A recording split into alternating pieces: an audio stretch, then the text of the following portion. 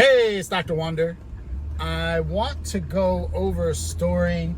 A patient asked me, did I see the series Dope Sick?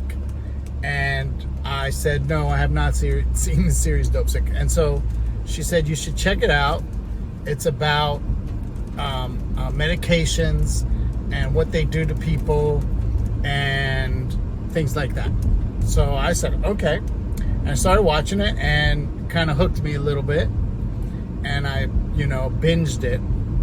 And basically, it was about how this drug company that made oxycodone, would teach their pharmaceutical reps how to sell to the doctors.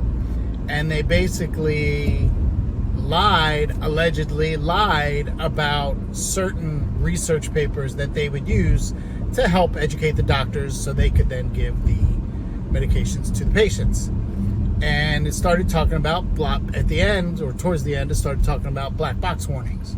And if you don't know, black box warning is something that the FDA, the Food and Drug Administration, by the way, am I the only one? I can't be the only one, but am I the only one who thinks that the Food and the Drug Administration should be separate?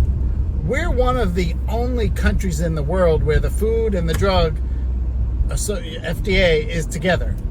They should be separate, but that's a separate point.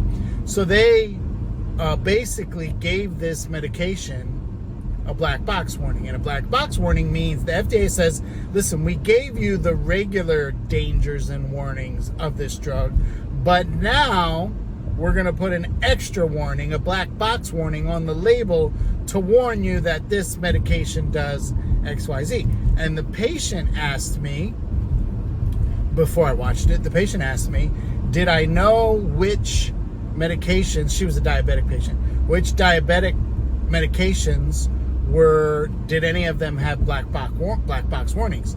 And I told her the only one that I knew of when I had checked, which was a while ago, was Invokana, which Invokana had a black box warning that basically increased your risk for amputation by 50%.